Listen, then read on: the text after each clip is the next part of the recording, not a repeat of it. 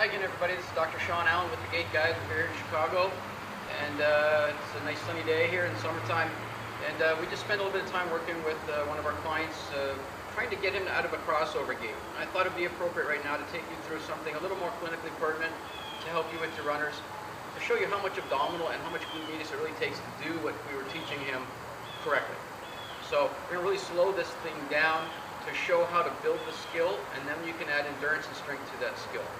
Again, just to review, when you take a step, if you do not engage the glutes and the abdominals in the frontal plane, you will deviate into the frontal plane. This is pathologic gait, okay? This can lead to abnormal mechanics, and in time can lead to some problems. What you want to be able to do is support yourself in the frontal plane. Imagine that there's a line coming off my foot right here. You want to draw a perpendicular line right off the edge of that foot. And you would like to not break over that line, at least not too much. So when you take a step, you want to be able to get into your glute medius, squeezing it, holding the abdominal, and stepping through. Now, here at the Gait guys, we've got a couple rules. One of them is when the foot's on the ground, the glute's in charge. And when the leg is in the air, in other words, the swing phase, leg, when it's in the air, the abdominals are in charge. And so you have to pair those two together because you're always in a tandem stance swing phase. So stance, the glute is in charge.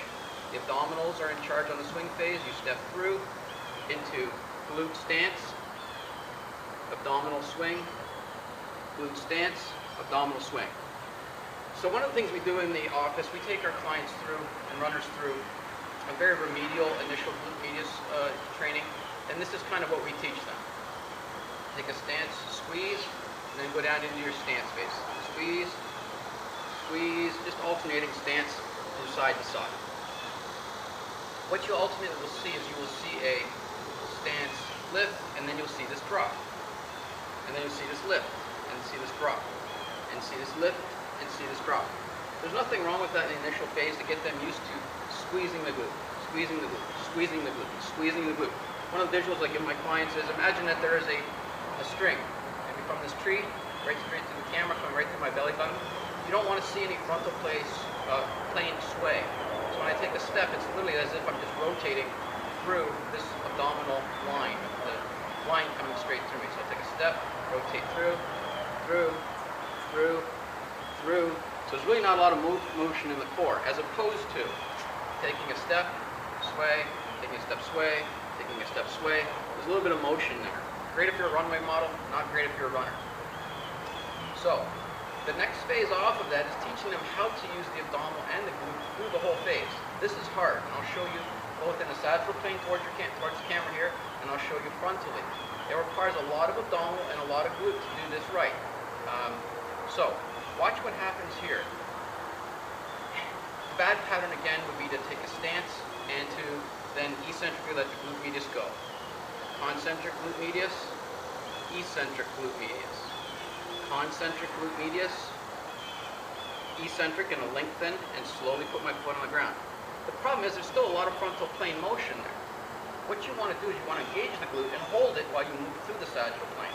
So the truth of the pattern, of the proper pattern would be stand, hold the frontal plane, get into the glute, hold the glute until you're through the next stance phase leg.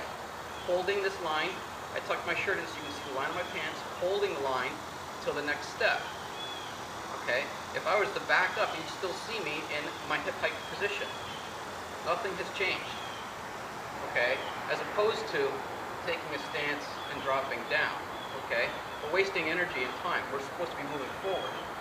Take a step, squeeze, hold the abdominal. Okay?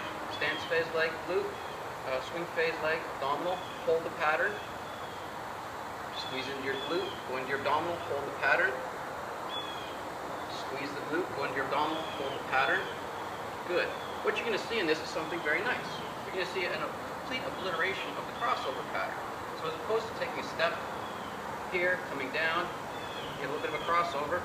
Because if the momentum is coming down and in, your leg is going to come across. You can take a step, coming down and in. That's where the crossover comes from. It's letting go of that glute and abdominal at the same time. What you want to do is hold both of them. So I'll show you the correct pattern again. Take a stance, squeeze my glute, go into my abdominal, hold the pattern, come down, squeeze, hold, come down, squeeze, hold, come down. Okay, again, not losing that glute medius at all the way through until toe off. Okay, so here's what's hard about this. And it requires a lot. We like this pattern because this is nice because it teaches the pattern slowly and in skill. Okay, so what we're going to do is we're going to go to the frontal plane here, and here's where people fall out of pattern. Taking a stance, squeezing. You'll see this elevate. I'm in my glute on the right. I'm on my abdominal on the left. Okay, that's not true. I'm in my whole abdominal wall, but I'm engaging some abdominals to get into this holding position. I'm going to stay into my glute. I'm going to walk through it and hold it.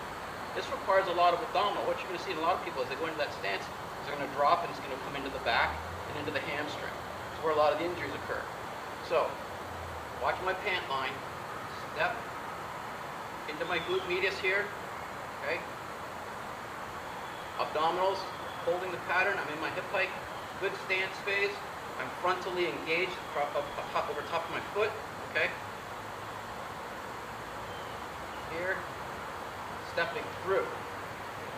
Okay. Haven't broken my abdominal plane. My back is still neutral, as opposed to taking a stance and dropping through, arching the back. It requires a lot. I feel a lot of abdominal engagement and glute engagement when I do this correctly. Hike, stand, coming to here. As opposed to, again, one more time, stance, coming through. Okay. So we just wanted to go over that a little bit to help you guys get into the understanding that the glute medius engages and it stays on until the next step. It doesn't engage and then let go. Okay. So, we took it from the beginning, how to make it a little more stronger, and then how to really re-ingrain this. So what you would do is you'd have your client basically take this, hold it, take this, hold it, take this, hold it, and just continue on increasing both endurance first and then strength until they can hold that pattern. This will help get rid of the crossover gait. It's going to get you into the right muscle groups. For a lot of you, this is going to be very hard at the beginning because it's not what you've been doing. It'll also show you how much glute, especially glute medius, and abdominal you need to run correctly. I'm Dr. Shawn with the Gait guys. We'll see you guys again another time. Thanks for watching our video. Take care.